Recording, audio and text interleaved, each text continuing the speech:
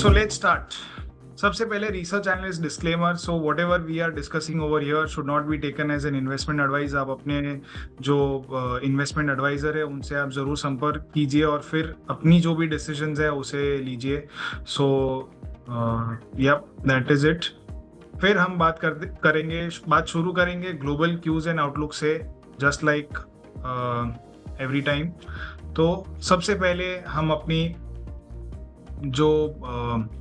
अपना जो main framework है जिसके ऊपर हमारा पूरा एनालिसिस डिपेंड करता है उसके बारे में एक शॉर्ट में बात कर लेते हैं कि how interest rates affect stock markets. तो इंटरेस्ट रेट्स बहुत ही ज़्यादा इंपॉर्टेंट होते हैं, ना सिर्फ स्टॉक मार्केट के लिए बट कमोडिटी मार्केट के लिए, बॉन्ड मार्केट के लिए और करेंसी मार्केट के लिए. तीनों ही चीज़ों के लिए, चारों ही मार्केट्स के लिए इंटरेस्ट रेट्स बहुत ज़्यादा इंपॉर्टेंट हो जाते हैं.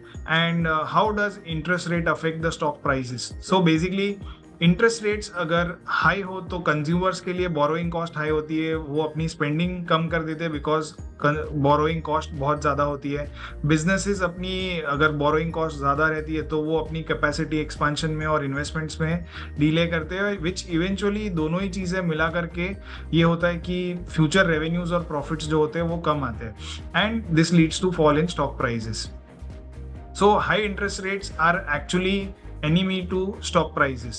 तो अगर interest rates high है तो जो fixed income investors के लिए जो yield है वो ज़्यादा होती है, तो इन्वेस्टर्स कम रिस्क लेना पसंद करेंगे और इसीलिए कैपिटल मार्केट्स में से पैसा, जो इक्विटी मार्केट्स में से पैसा है वो बाहर चला जाता है and it moves to bonds.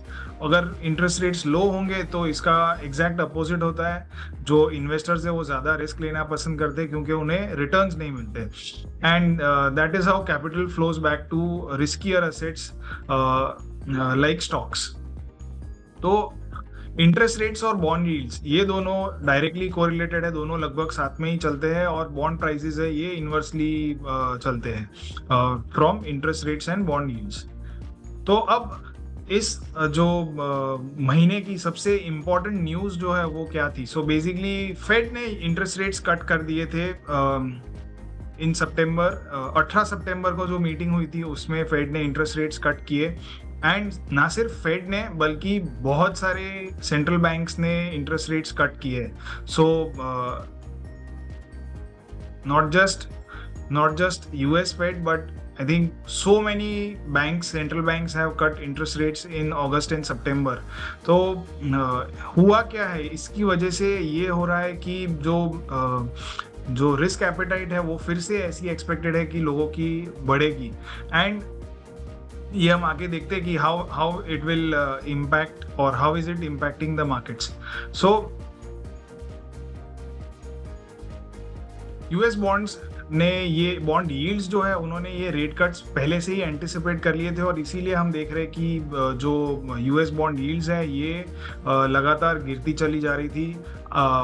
जो पिछले साल अक्टूबर में 5 का एक हाई मारा था 5.021 का, और वो तभी लगभग मारा था जब फेड ने अपनी जो पीक रेट पे पहुंचे थे तो 5.25 का ये रेट था और आई थिंक वहाँ से ये जो बॉन्ड यील्ड्स है वो उसने टॉप आउट हो गई और वहाँ से नीचे ही जा रही है.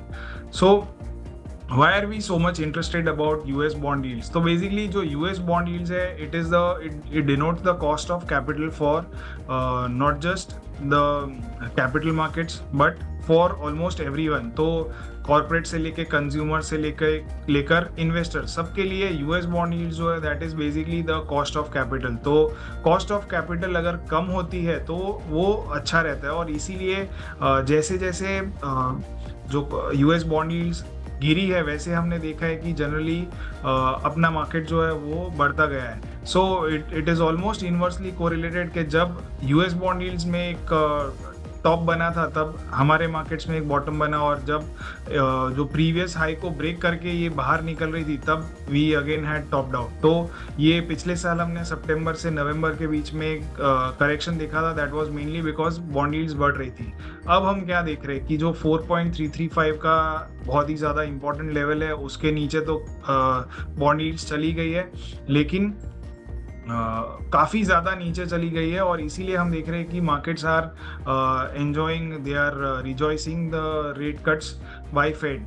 लेकिन अब सोचने वाली बात यह है कि फेड, यूएस फेड जो है वो रेट कट्स कब करता है। सो हिस्टोरिकली रेट कट्स तभी होते हैं कि जब कुछ इकोनॉमिक प्रॉब्लम होती है। एंड इस बार यूएस फेड ने ये 50 बिप्स की रेट कट की है, विच मीन्स के देर इज चांस के बहुत बड़ी प्रॉब्लम है। ये हमने पिछले वाली जो मंथली मार्केट्स इनसाइट थी उसमें हमने ये डिस्कस भी किया था, काफ़ी डिटेल में डिस्कस किया था कि what all problems are there in the US economy. तो हाउसिंग हो गया या अनएम्प्लॉयमेंट हो गया, ये सारी चीज़ों पे हमने डिटेल में बात की थी। आज हम कुछ एक अलग चीज़ पे बात करने वाले। सो मैंने जो यूएस वाली स्लाइड्स है वो थोड़ी कम रखी है and we have focused more on our neighbour which is China. So we'll talk more about it in a minute. अब हम देख रहे हैं कि इन्फ्लेशन और इंटरेस्ट रेट्स दोनों ही नीचे जा रहे हैं और यूएस जो इन्फ्लेशन है it is almost now getting closer to 2% levels, जो कि फेड का एक कंफर्ट लेवल है। और बिकॉज इन्फ्लेशन नीचे जाता हुआ दिख रहा है इसीलिए फेड ने एक एंटिसिपेशन में ये रेट कट स्प्री शुरू कर दी है। So this is a good sign at least until now. आगे जाके देखते हैं क्या होता है, whether the US inflation stays within the 2% limit or not. So US GDP growth भी काफ़ी firm है at 3% levels। और लेकिन जो खास यहाँ पे एक इंटरेस्टिंग बात है वो ये कि जैसे कि मैं पहले बता रहा था कि यूएस फेड रेट कट्स कब करती है, जब कोई इकोनॉमिक प्रॉब्लम होती है।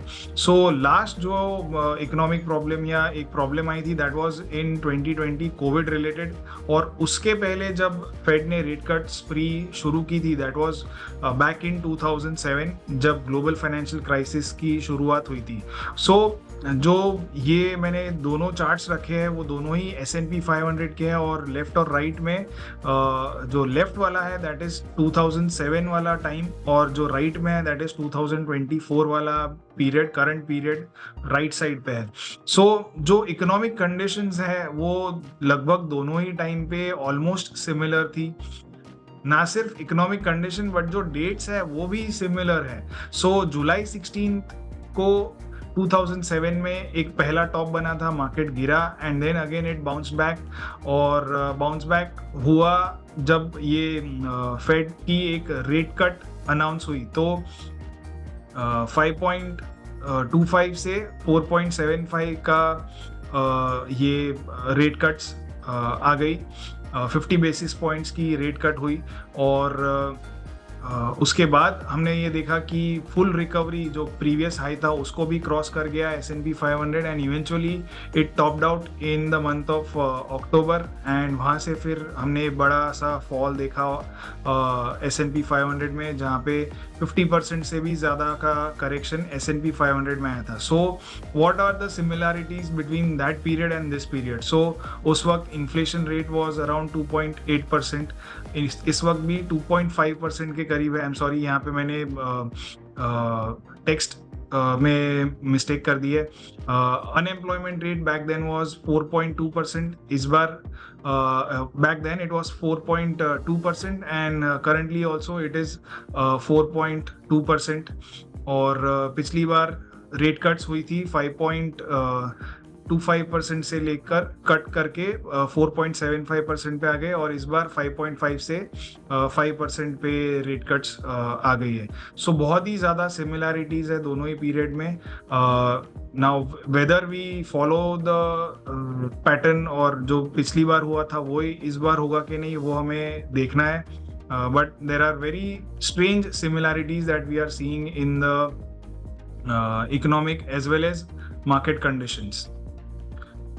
तो अब हमें किस चीज़ पे फोकस करना है। अब यहाँ पे जो हम देख रहे थे कि inflation is getting under control, inflation के अलावा इंटरेस्ट रेट्स भी अभी गिरना शुरू हो गया which is ideally a good sign for the markets.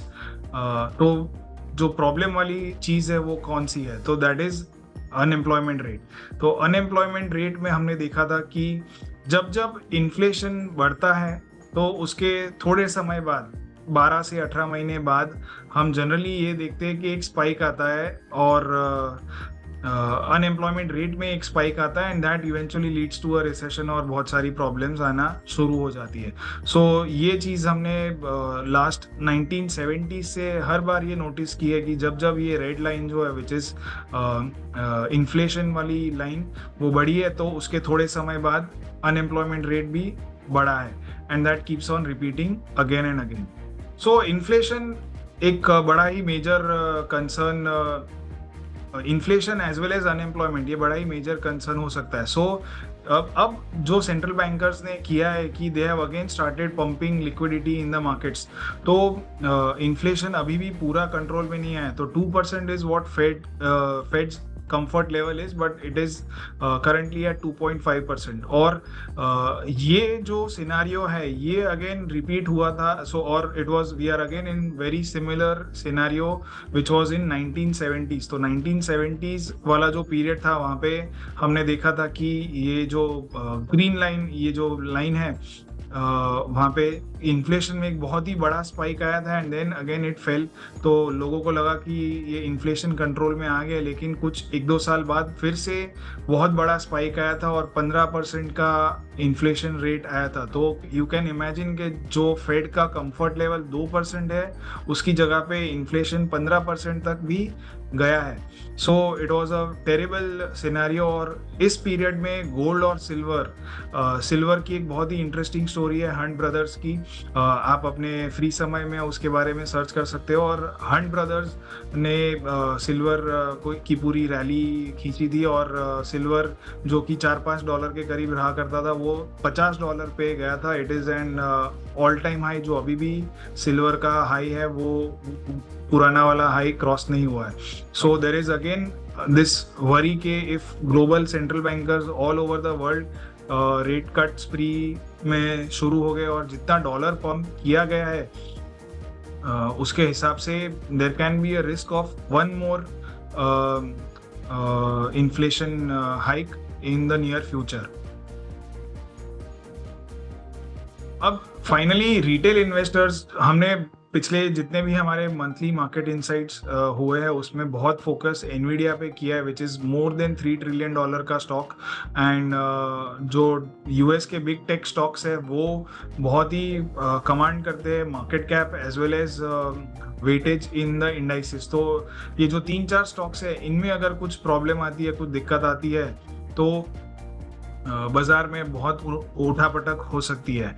And so problem कहाँ आएगी और कैसे आएगी ये किसी को पता नहीं. But just to show you के कितना पोर्टफोलियो लोगों का स्क्यूड है इस पर्टिकुलर चार्ट से देखने मिलता है कि ज़्यादा से ज़्यादा लोगों के पोर्टफोलियोज में, रिटेल इन्वेस्टर्स के पोर्टफोलियो में एनवीडिया, एप्पल, टेस्ला और जो टेक्नोलॉजी के ETFs है लगभग everyone owns these technology stocks and it is becoming a major part of the people's portfolio. So ये सारी चीज़ें हैं जो कि US वगैरह में जो खास हम अभी फ़िलहाल सितंबर के मंथ में ऑब्जर्व कर रहे हैं. सो नाउ इस मंथ की सबसे बड़ी जो न्यूज़ है वो US में एक तो रेट कट्स थी एंड दूसरी सबसे इम्पॉर्टेंट न्यूज़ जो आई है वो चाइना से निकल के आई है. 24 सितंबर को चाइना ने बहुत बड़ा स्टिमुलस पैकेज अनाउंस किया है टू अपनी जो इकोनॉमी है जो बहुत ही एक देयर इज अ थ्रेट कि Chinese economy is going under deflation. तो उसको रिवाइव करने के लिए एक बहुत बड़ा स्टिमुलस पैकेज अनाउंस किया है. इसीलिए हम देख रहे हैं कि मेटल स्टॉक्स में काफ़ी बड़ी एक रैली आई है. सो what all things has China announced. तो चाइना की जो सेंट्रल बैंक है उन्होंने reserve requirement ratio 50 basis point से कम किया है. इससे $142 बिलियन का एक ये स्टिमुलस पैकेज है जो कि अनाउंस हुआ है. इससे इतना $142 बिलियन का लिक्विडिटी इकॉनमी में जाएगी एंड आगे जाके और भी ज़्यादा स्कोप है टू रिड्यूस द RRR और इसको 0.25 से 0.5% तक की रेंज में और कम कर सकते हैं to further support the economy. इसके अलावा जो रिवर्स रेपो रेट है, दिस इज द रेट, ये 7 डेज का जो रिवर्स रेपो रेट है ये कम किया गया है. So this is the rate at which banks borrow from central bank. तो बैंक्स के लिए बोरो करना सस्ता कर दिया है. इसके अलावा जो एग्जिस्टिंग मॉर्गेज रेट्स है, जो होम लोन वगैरह जो मॉर्गेज रेट्स होते हैं उसे 0.5% से कम किया गया है. जो मिनिमम डाउन पेमेंट होती है उसको 15% पे लाया गया है for second home. So China wants to ensure कि जो हाउसिंग सेक्टर है वो रिवाइव करे. काफ़ी समय से हाउसिंग सेक्टर चाइना का रिवाइव नहीं हो पा रहा है. सो 25% से 15% जो मिनिमम डाउन पेमेंट रेशियो को लाया गया है. इसके अलावा ये सबसे ज़्यादा इंटरेस्टिंग चीज़ हुई है कि जो स्टेट ओन्ड चाइनीज फर्म्स है वो अक्वायर कर सकती है अनसोल्ड फ्लैट्स. तो PBOC will allow commercial banks to use 100% from the 300 billion yuan relending facility to finance loans they offer to state owned firms और to acquire unsold flats for affordable housing. तो पहले 60% ये जो रीलेंडिंग facility थी उसको use कर पा रहे थे, अब 100% इसको यूज कर पाएंगे. सो this is something like let's say central bank और SBI सेइंग के जो गवर्नमेंट ओन्ड कंपनीज है, हुडको हो गई या इस तरह की जो फाइनेंसिंग कंपनीज है, उसको हम पैसा देंगे और वो अक्वायर करेंगे अनसोल्ड फ्लैट्स फ्रॉम बिल्डर्स. तो इतना यहाँ पे जो चाइनीज इकॉनमी है ये और स्पेशली हाउसिंग सेक्टर है वो इतना प्रेशर में है कि government companies are now being asked to acquire unsold flats from them, ताकि जो एक कंटेजियन इफेक्ट है वो ना हो, वो लोग डिफॉल्ट ना करे. इसके लिए ये अब अनसोल्ड फ्लैट्स खरीदेंगे. इसके अलावा और भी जो स्टॉक मार्केट है उसे रिवाइव करने के लिए भी बहुत बड़ा प्रोग्राम अनाउंस हुआ है with an initial size of 500 billion yuans. तो ये जो इंश्योरर्स है, ब्रोकर्स है, इनको भी फंडिंग दी जाएगी टू बाय स्टॉक्स. इसके अलावा PBOC, People's Bank of China, will give loans to commercial banks to help them fund listed companies, share purchases and buybacks. तो basically share purchase करना, buyback करना listed companies के लिए और आसान कर दिया जाएगा. इसके लिए भी पैसे मिलेंगे. So to reward the shareholders. So basically हर तरीके से शेयर मार्केट को अट्रैक्टिव बनाने की कोशिश की जा रही है. इसके अलावा और भी जो चाइना का जो स्टेट फंड है, जो it is like a sovereign fund, वो भी स्टॉक परचेजेस में इन्वेस्टमेंट करेगा. तो ये भी कहा गया है कि आप जा कर के इन्वेस्ट कीजिए. So all of this put together, जो चाइना में पिछले एक हफ्ते में क्या हुआ है कि जो चाइनीज स्टॉक मार्केट है वो लगभग 12-13% एक हफ्ते में बढ़ा है, which is the largest weekly gains in last 16 years. तो लास्ट जो इतनी बड़ी रैली आई थी वो 2009 में आई थी. उसके बाद किसी भी हफ्ते में आई डोंट थिंक कि 10% से ज़्यादा की अपमूव देखी गई है शंघाई कंपोजिट में, जो कि हमने ये हफ्ते में देखी है. और ये तो सिर्फ एक बेंचमार्क इंडेक्स है, बड़ा इंडेक्स है. इसके अलावा there are other smaller indices, तो रियल एस्टेट हो गया या जो टेक वाला इंडेक्स है, वो सारे इंडेक्स में भी हमने देखा है कि बहुत बड़ी रैली पिछले एक हफ्ते में आई थी. सो इन शॉर्ट समरी में जो हम देख रहे हैं, so what all things are we seeing. So first, US Fed is cutting rates like it's already in a recession. तो US Fed ने 50 basis points के रेट कट कर दिए और ये US Fed के जो गवर्नर है ये कह रहे हैं कि there is a chance of और there is high chance और there is certainty कि हम सॉफ्ट लैंडिंग करेंगे. लेकिन रेट कट्स जो ये कर रहे हैं वो ऐसा कहीं भी लग नहीं रहा है कि there is a soft landing in place. China is fire fighting like there is no tomorrow. तो चाइना ने इतना बड़ा स्टिमुलस पैकेज अनाउंस किया जो 16 साल में नहीं आया. आई थिंक लास्ट बहुत बड़ा स्टिमुलस अगर कहीं से आया हो तो दैट वाज इन 2008, जब ग्लोबली सारी कंट्रीज में प्रॉब्लम्स थी and every central banker was fire fighting. तो ये सिमिलर सिनेरियो चाइना में अब आ रहा है. oil prices are falling like there is no demand at all.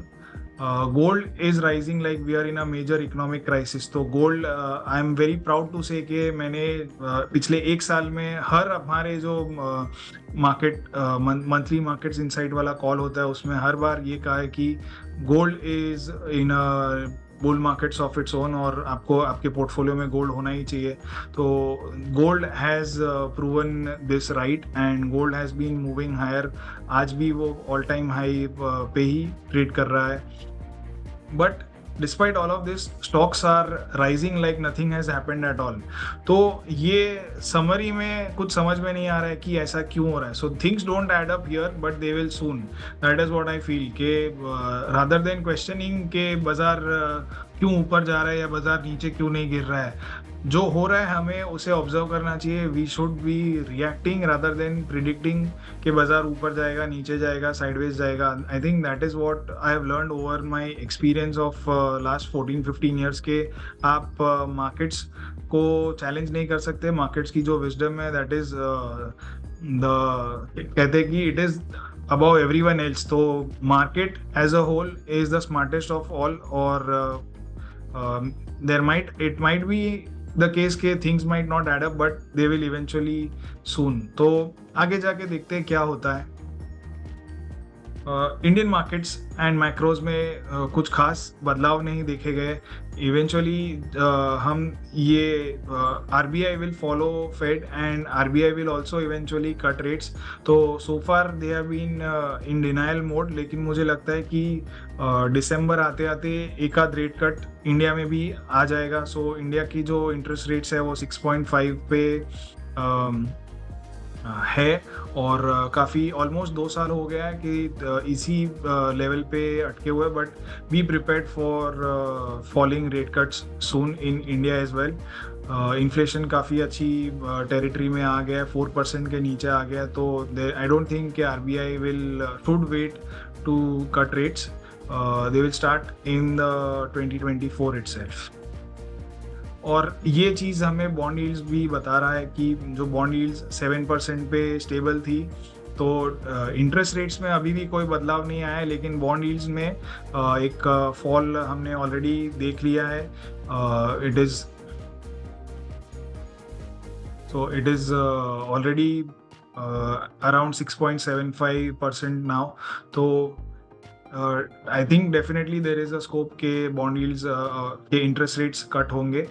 And अगर जिन भी लोगों को अपने इंटरेस्ट रेट्स को लॉक इन करके रखना है, so lot of people might be investing in FDs और डेट फंड्स. तो लॉन्ग मैच्योरिटी डेट फंड्स में इन्वेस्ट करने का I think this is the best time. आपको शायद ये रेट्स आगे ना मिले, तो do invest in long maturity debt if you are looking out for something like that. Nifty की वैल्यूएशंस थोड़ी बहुत अभी अपर एंड पे आ गई है. सो 24-25 के करीब का PE रेशियो आ गया है निफ्टी का. मीडियन जो 22 का लेवल था उसके ऊपर ट्रेड कर रहा है. सो वैल्यूएशन वाइज बहुत ज़्यादा कंफर्ट तो मैं नहीं कहूँगा कि है, but it is still in a decent territory. Small caps are also slightly over valued from the PE perspective. So अब मार्केट्स में आगे का क्या डायरेक्शन लग सकता है. सो बेसिकली ये चार्ट मैं हमेशा दिखाता हूँ कि Sensex goes through a grid and fear cycle और 8-8 साल की एक ग्रीड फियर साइकिल होती है. तो ग्रीड फेज में सेंसेक्स जनरली आउट परफॉर्म करता है, बढ़ता है, एंड फियर फेज में it generally underperforms. And this has been the case for all the last 3 cycles that we have seen. तो ग्रीड और फियर, ग्रीड वाली जो 3 साइकिल्स है उसमें सेंसेक्स ने आउट परफॉर्म किया एंड रिटर्न्स रिलेटिव बेसिस पे अगर देखें तो फियर फेज से ज़्यादा ही रिटर्न्स दिए हैं. सो अब हम अप्रैल 2024 से ये फियर फेज में आ गए and looking at this cycle it seems के पॉइंट टू पॉइंट बेसिस पे रिटर्न्स शायद कम हो सकते हैं, लेकिन this is again a very long cycle. तो ये यहाँ से अप्रैल 2032 ये बहुत लंबा पीरियड है और इस पीरियड में बहुत सारे उतार चढ़ाव हम आगे भी देखेंगे. सो until and unless we are above 75,000 mark on Sensex, we are in a good bullish territory, so no need to worry. However, अगर हम गिरते हैं तो थोड़ा बहुत हमें पोर्टफोलियो में बदलाव वगैरह करना चाहिए. इसके अलावा जो मीडियम टर्म रोड मैप है वो काफ़ी इंटरेस्टिंग है और हमने काफ़ी टाइम से हम ये चार्ट्स, ये वाले जो हॉरिजॉन्टल लेवल्स है ये देख रहे हैं and they have been working absolutely fantastically. So 12,500 से निफ्टी कोविड जो प्री कोविड टॉप था वहाँ से 7,500 गई और 5,000 पॉइंट की ये रैली काफ़ी शॉर्ट टाइम में आ गई. उसके बाद 15,500 पे निफ्टी ने एक टॉप बनाया और वहाँ से थोड़ा कंसोलिडेशन लेके वापस ऊपर गया. तो 15,500 से 18,500 ये 3,000 पॉइंट की रेंज है जिसमें निफ्टी ने काफ़ी समय तक ट्रेड किया और once it started trading about this there is been no looking back. तो 18,500 से 21,500, 21,500 से 24,500 और 24,500 से अब 27,500 की और हम अग्रसर हो रहे हैं. So Nifty is moving fiercely and it seems like there's no one stopping Nifty. लेकिन आगे के जो चार्ट्स है वो काफ़ी इंटरेस्टिंग हो रहे हैं यहाँ से. So it has been a record breaking year for Nifty और पिछली बार मतलब निफ्टी ने ऑल टाइम हाई का जो रिकॉर्ड है किसी भी एक साल में वो 54 न्यू ऑल टाइम हाईज का रिकॉर्ड है. आज हमने आज का दिन का डेटा इसमें नहीं है, so including today's date it is 52. So we are already at 52 new all time highs in the year 2024 और प्रीवियस जो ऑल टाइम हाई का रिकॉर्ड है वो 54 का है. So let's see whether we are able to break past this record और not. लेकिन जितना ऊपर जाते जा रहे हैं उतना जो डिजीनेस है वो बढ़ती जा रही है. So when you are climbing a mountain तो जितना ऊपर जाओगे उतना ऑक्सीजन कम होता जाता है. अब जो निफ्टी का जो RSI है तो यहाँ पे मैंने for a change monthly RSI लिया है. Even though we are talking about medium term and short term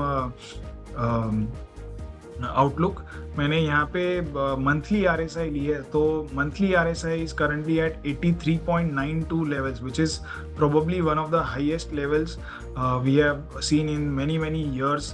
तो लास्ट आई थिंक 2008 में ही इसके ऊपर RSI गई थी मंथली RSI.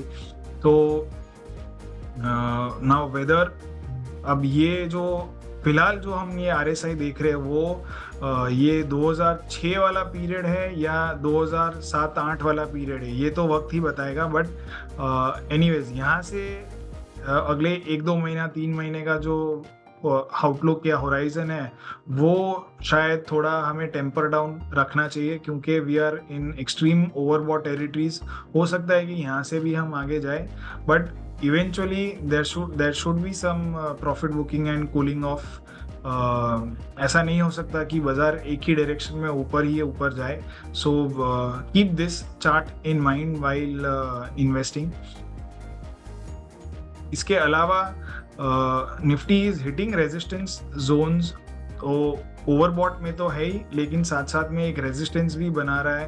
तो ये नीचे से मैंने एक कर्व्ड ट्रेंड लाइन ड्रॉ की है जो कि 2022 का जो टॉप था उसको कनेक्ट करते हुए जितने भी ये सारे टॉप्स आ रहे हैं तो एग्जैक्टली वहीं पे टॉप बन रहे हैं और थोड़ा करेक्शन कूल ऑफ आ रहा है. एंड जो डेली RSI है वो भी ओवरबॉट टेरिटरी में पहुंच गई है. सो चांसेस आर के maybe we might move further up from here. लेकिन यहाँ से इमीडिएट बेसिस पे for at least for the next 10 to 15 days I am expecting there might be some correction और निफ्टी शायद 26,000 की रेंज के आसपास ट्रेड करे. However, there is again जैसा हमने आगे ग्लोबल आउटलुक में देखा था कि थिंग्स डोंट एड अप, यहाँ पे भी एक अलग चीज़ देख रहे हैं कि जो अक्टूबर का महीना है वो निफ्टी के लिए सेकेंड मोस्ट बुलिश मंथ है. So again there is a contradictory signal out here.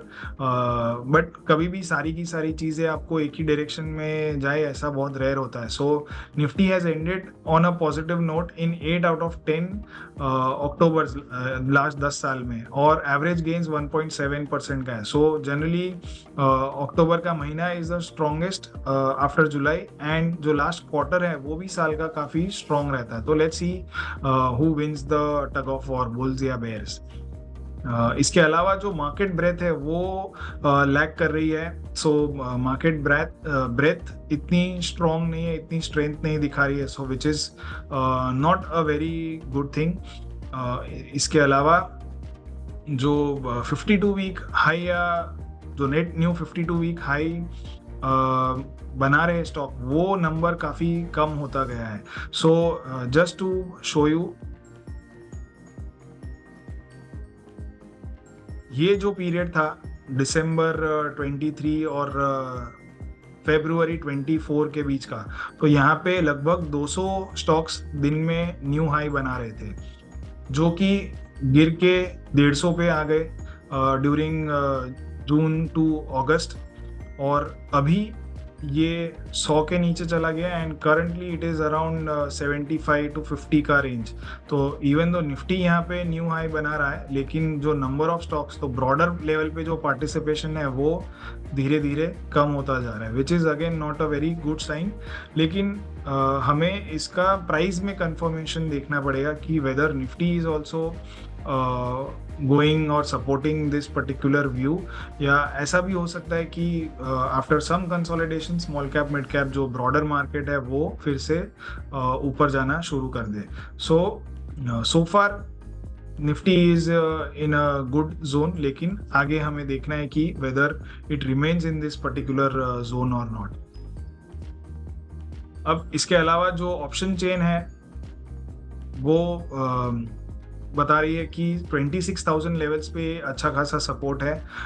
यहाँ पे कॉल और पुट राइटर्स काफ़ी सारे मौजूद है, and on the higher side call writers are have built up their positions around 26,600 and 27,000 levels। तो ये ब्रॉडली 26,000 से 27,000 की एक शायद ये महीने के लिए रेंज हम कह सकते हैं, and 26,600 will be a major resistance for the bulls to cross, अगर हम डिसाइड करते हैं कि और बाजार अगर ऊपर जाता है तो। और डाउन साइड में 25,500 का एक बहुत ही स्ट्रॉन्ग सपोर्ट रह सकता है फॉर द मार्केट्स। इसके अलावा जो 6 मंथ का परफॉर्मेंस है वो लगभग सारे ही सेक्टर्स का बहुत ही पॉजिटिव है, बुलिश है। जो बैंकिंग सेक्टर है जो पार्टिसिपेट नहीं कर रहा था वो अब पार्टिसिपेट करना शुरू कर दिया है। So all in all the sectors have run up and they are generating good returns. On a 1 month basis IT और ऑयल एंड गैस ने अंडर परफॉर्म किया है, वेरेज रियल्टी और बैंक्स ने आउट परफॉर्म किया है।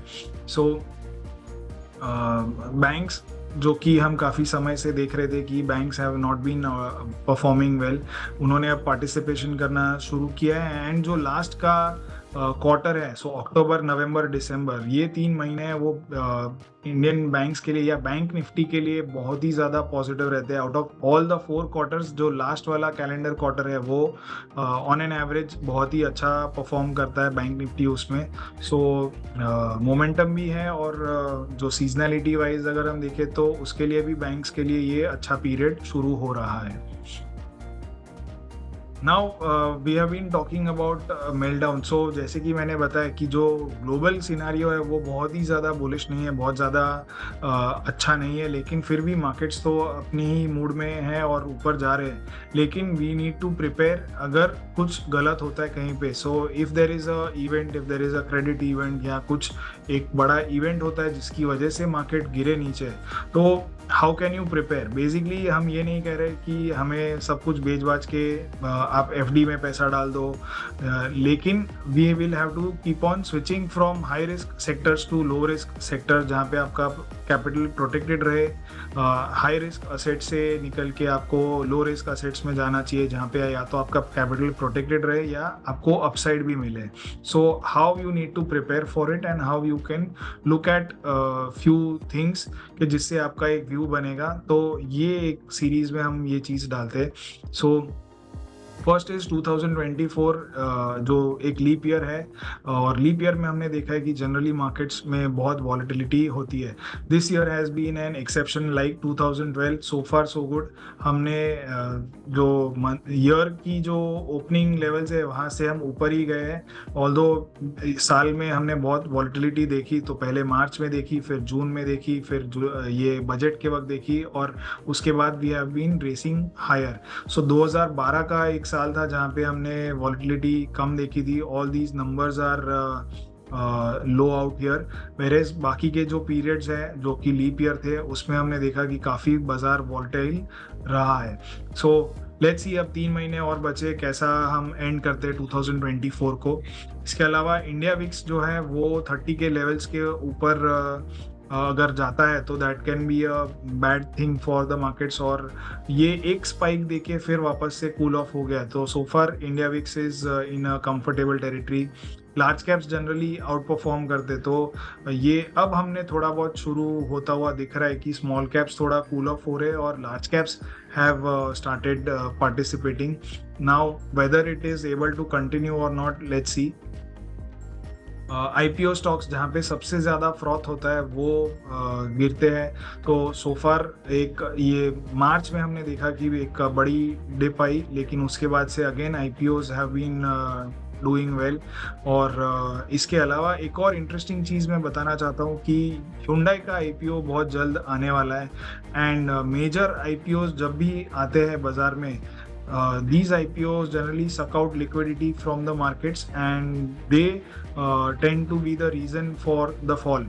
तो 2007 में हमने आर पावर का IPO देखा था, 2010 में कोल इंडिया का IPO देखा था, और ऐसे जब जब हमने बड़े बड़े IPOs देखे तब तक लिक्विडिटी ड्राई आउट हो जाती है और मार्केट्स में थोड़ा एक फॉल आता है.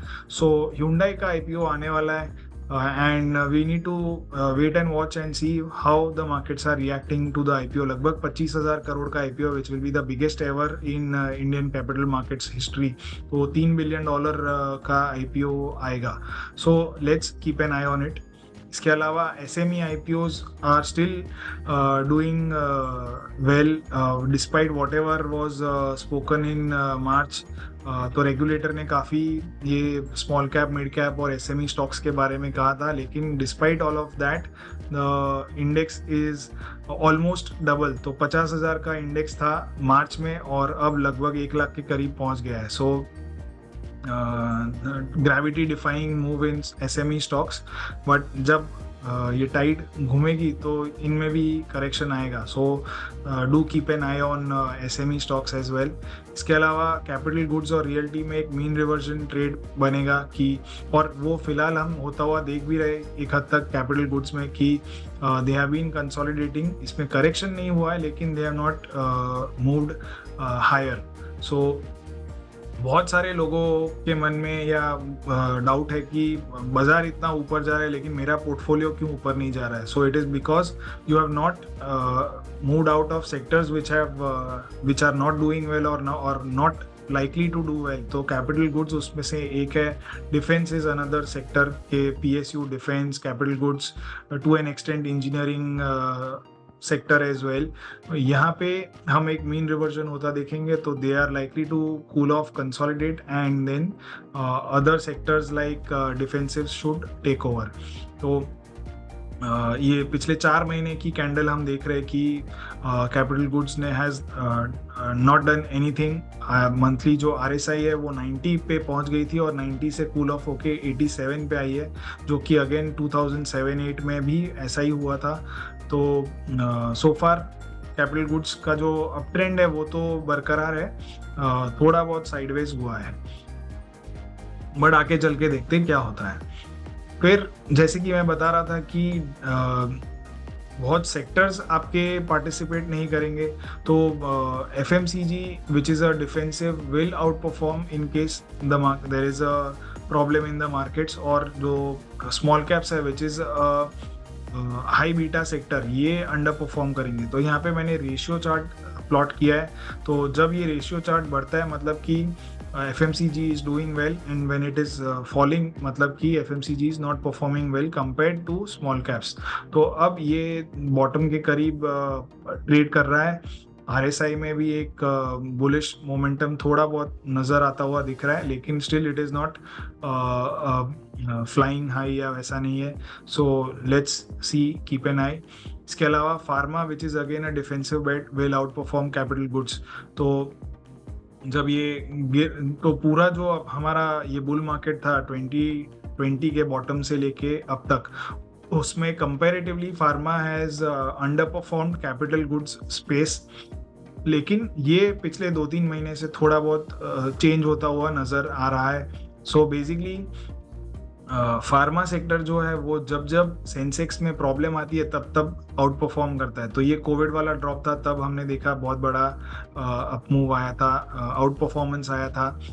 इसके अलावा 2008 का जो ये क्राइसिस था, उस टाइम पे भी फार्मा में अच्छी खासी आउट परफॉर्मेंस देखी गई थी. And again right now we are seeing good outperformance. हालांकि ये जो पूरा अंडर परफॉर्मेंस था उसके कंपैरिजन में ये कुछ भी नहीं है. बट इफ लेट्स से the markets start a correction, तो वेयर कैन यू प्रोटेक्ट और वेयर कैन यू हाइड. तो उस वक्त आपके पास फार्मा, FMCG, ये सारी बेट्स अवेलेबल रहती है. सो ये हमें कभी नहीं करना चाहिए कि you sell your portfolio and sit out in cash. You should keep on switching, और आप अपना पोर्टफोलियो रोटेट कीजिए. तो रोटेट कैसे और किन में करना चाहिए, तो this is a guideline for that. इसके अलावा गोल्ड शुड आउट परफॉर्म. तो despite gold trading around new lifetime highs, हमने गोल्ड में आउट परफॉर्मेंस नहीं देखा है क्योंकि इक्विटीज भी बढ़ रही है. So CNX 500 has been moving higher along with Nifty, और गोल्ड भी बढ़ रहा है. तो यहाँ पे गोल्ड में हम आउट परफॉर्मेंस नहीं देख पा रहे. लेकिन जस्ट इन केस अगर निफ्टी में या निफ्टी CNX 500 में अगर 5 से 10% का करेक्शन आया और gold stage where it is और इट moves slightly higher, तो then you would again see outperformance in gold. तो gold is definitely a must have in your portfolio considering all the things that we discussed. तो chances है कि double spike inflation में on a global level आ सकती है, और शायद ये आ भी रही है बिकॉज गोल्ड के दाम जिस हिसाब से बढ़ रहे हैं, gold is not a productive asset. लेकिन फिर भी गोल्ड के पीछे लोग क्यों भाग रहे हैं? Because there is a risk के या तो इकोनॉमिक प्रॉब्लम होगी या फिर इन्फ्लेशन कैन कम बैक. तो in that case gold will deliver much higher and better returns. So gold is a must have in your portfolio for protection as well as generating that alpha. और ये chart मैंने लगभग 1 साल से मैं दिखा रहा हूँ कि gold is in a big up trend. 2010 के बाद एक बड़ा सा ब्रेकआउट आया है. 10 साल 11 साल लेके गोल्ड एक बेस बना के गोल्ड में एक ब्रेकआउट आया जो कि छोटे लेवल्स पे नहीं रुकने वाला है. The levels for gold are much higher beyond anyone's imagination. तो गोल्ड इज डेफिनेटली, ये इंटरनेशनल गोल्ड है और gold is definitely a must have in the portfolio. इसके अलावा जब गोल्ड बढ़ता है तो उसका silver is gold's poor cousin, तो सिल्वर भी बढ़ता है. एंड सिल्वर में जब मूव आती है तो एकदम स्पॉट में मूव आ जाती है.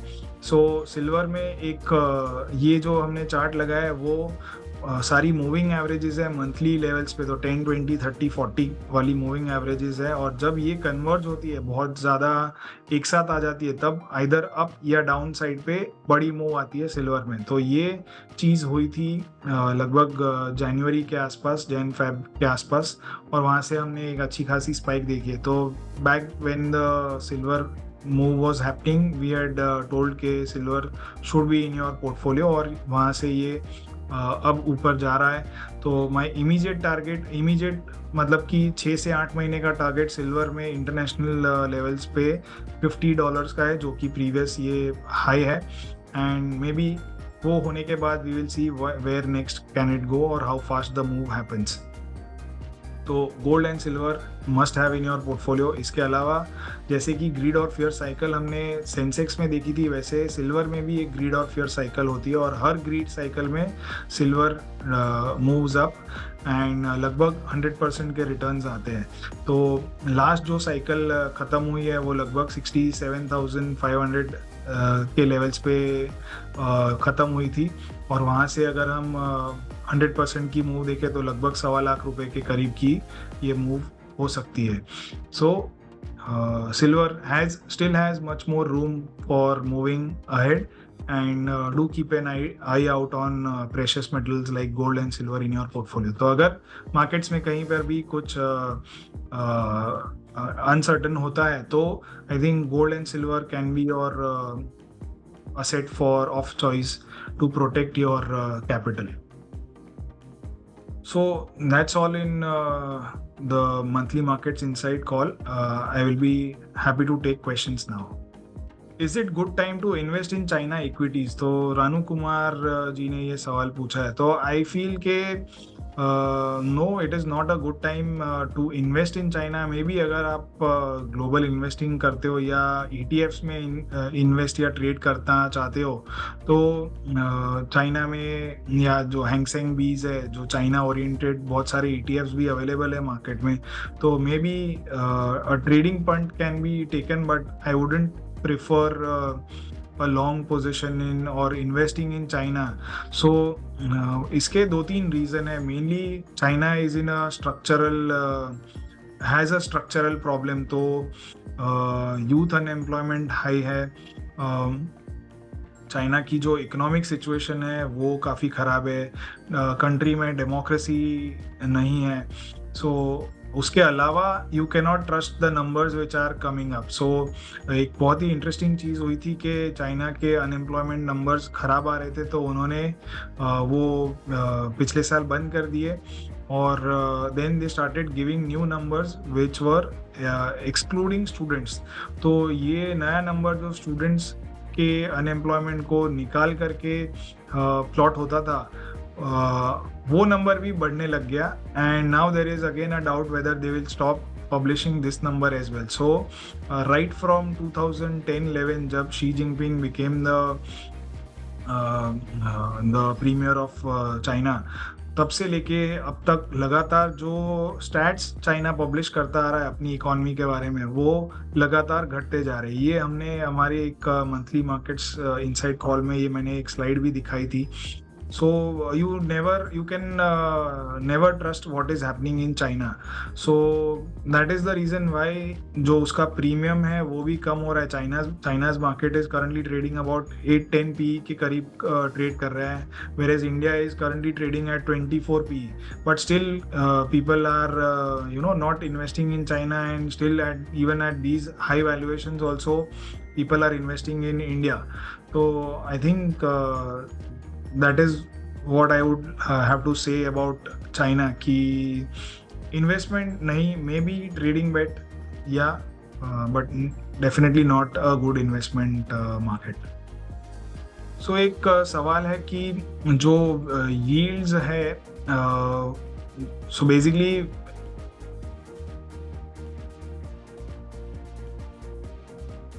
do you think it indicates lower probability of a significant decline in yields for 5 to 10 year bonds even if the RBI decides to cut rates? तो बेसिकली क्या हो रहा है कि जो रेट कट्स है वो बहुत ज़्यादा बाजार एक्सपेक्ट नहीं कर रहा है. सो ऑलरेडी जितना एंटिसिपेटेड है रेट कट वो शायद प्राइस्ड इन हो गया है. एंड जो अप्रिसिएशन है in terms of bond prices वो शायद बहुत ज़्यादा ना मिले. So Rahul Nishad ji is writing, thank you so much for the good data analysis shared with us. Data is very informative. So thanks a lot. So I think आज बहुत सारे questions नहीं आ रहे हैं. So if there are no more questions, then we will end the monthly markets insight call here itself. So Neeraj ji पूछ रहे हैं कि thanks for the informative PPT. How do you suggest for someone to invest in lump sum? So I think I would prefer to invest in funds which have capital protection inbuilt in them. तो जो funds hedging करने वाले हो या जो funds hybrid हो, so just in case if let's say the market turns downwards, तो how are you going to protect the capital? I think return से ज़्यादा यहाँ पे कैपिटल प्रोटेक्शन बहुत ज़्यादा इम्पोर्टेंट होने वाला है इन द नेक्स्ट 2-3 years. और at least in the immediate future. तो जो भी आपके क्लाइंट्स है या इन्वेस्टर्स है, they have seen mostly most of public memory जो होती है वो शॉर्ट टर्म होती है, तो most of them have seen the recent advance. तो लास्ट 4 साल में जो जैसा बाजार मूव किया है, ज़्यादातर लोगों ने वही देखा है, और जो रिटर्न्स की एक्सपेक्टेशन है वो भी लोगों की बहुत ज़्यादा हो गई है। So they are more in favour of taking risk. तो थीमेटिक फंड्स हो गए या एक्सट्रीमली थीम बेस्ड फोकस्ड जो फंड्स है वो अवॉइड करने चाहिए, क्योंकि just in case, just as an example, let's say कि अगर डिफेंस थीम या डिफेंस वाले जो फंड्स है, if defence as a theme itself doesn't do anything for the next 2 years, the companies may be growing very well, but हमने देखा है कि जो उनका वैल्यूएशन है वो कंफर्टेबल लेवल्स पे नहीं है। तो just because defence funds have done really well, they are in the top 2 or 3 outperforming funds और कैटेगरीज, तो उसमें इन्वेस्ट करके शायद फ़ायदा नहीं मिले। So better is to invest in a fund which is very much active, और वो अपना जो पोर्टफोलियो है वो चर्न कर सके, वो चेंज कर सके, और according to the market condition वो अडेप्ट कर सके। और उसके साथ साथ अगर लेट्स से हेजिंग भी हो अगर वो पोर्टफोलियो में, तो then that would be a good thing. So that's how you can choose the funds that you would like to invest through a lump sum mode. Going forward, where will the market go? Unfortunately, I don't know that with certainty. तो जैसे कि मैंने अपने slides में बताया कि जो short to immediate term का रोड मैप है वो थोड़ा कंसोलिडेशन वाले फेज में हो, वैसा मुझे लग रहा है। Even though markets have been hitting new highs, जो ब्रॉडर मार्केट वाले स्टॉक्स है वो बहुत ज़्यादा अच्छा नहीं कर रहे हैं। तो मैंने ये पिछले 8-10 दिन में ये बहुत बार लोगों से सुना है कि निफ्टी न्यू हाई पे न्यू हाई बना रही है, लेकिन पोर्टफोलियो नया हाई नहीं बना रहा है। तो पोर्टफोलियो नया हाई नहीं बना रहा है because you are not in the right stocks, and the stocks you are owning are not moving along with the Nifty. तो आपको थोड़ा बहुत चर्न करना पड़ेगा, और या तो ज़्यादातर लोग ऊपर के भाव में अटक गए और वो निकल नहीं पा रहे। So that's how it is के शॉर्ट टर्म में शायद थोड़ा बहुत करेक्शन है, and then maybe we might again move higher. So nobody knows के एग्जैक्टली क्या होगा, but yes, looking at the data in front of me, I feel के इस लेवल पे नया पैसा बहुत ज़्यादा बड़ी मात्रा में नहीं लगाना चाहिए। At least you can wait for some consolidation, some correction, and then put your money at work. Good time to invest in hybrid equity funds or balanced advantage funds. I think hybrid funds are good to invest. Can we invest in gold and silver as they are at all-time highs? So, Dr. Ravindra Dale ji ने ये पूछा है. So basically, gold and silver में we have been bullish. If you have been attending our calls, ये जो monthly market calls होते हैं, तो we have been bullish.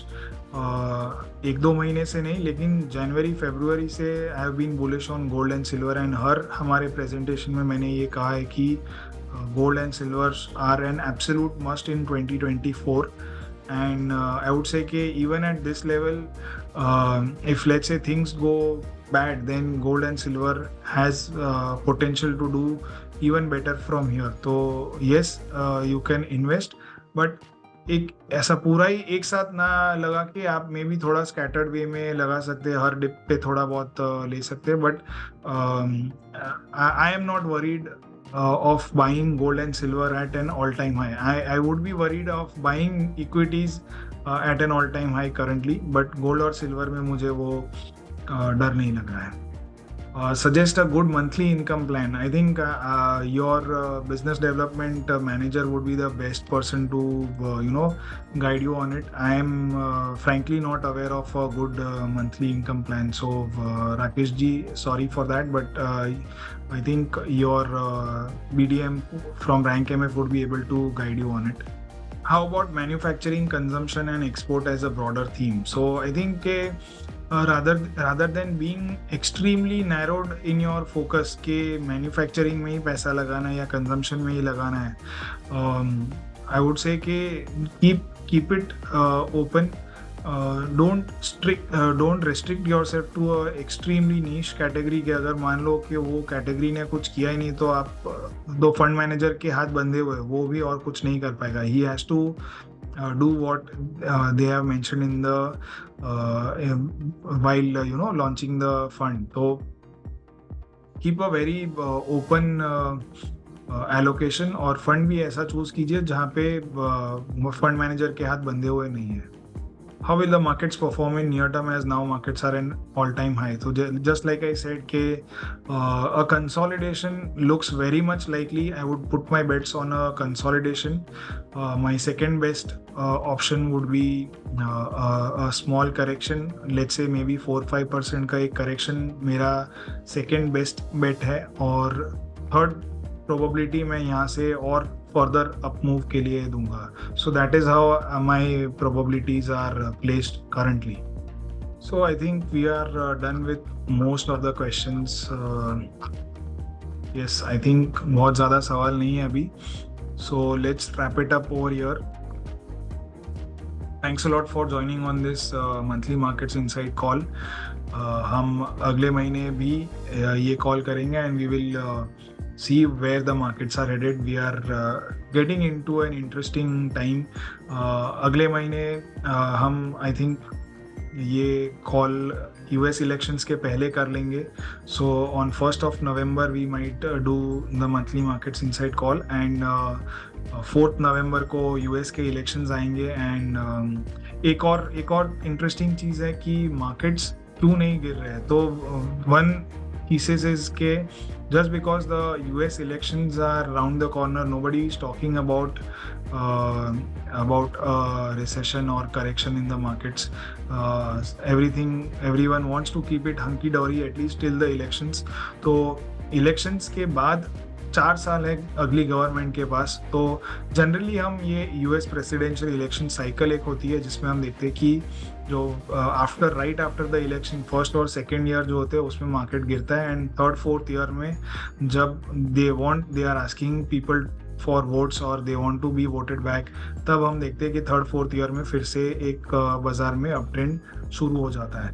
So right now we are in that up trend और जैसे ही election आएगा तो शायद may be after that there might be some measures depending on who is elected, some strict measures और depending on जो भी candidate आता है उसकी जो प्रोमिसेस है वो फुलफिल करेगा. तो उस that will add to the volatility in the markets. So let's see what happens. November is going to be a very interesting month for the markets. Thanks a lot and have a nice day. Thank you. Samco trading app, आप ही के trading का अनदेखा सच. Investments in securities market are subject to market risks. Read all the related documents carefully before investing.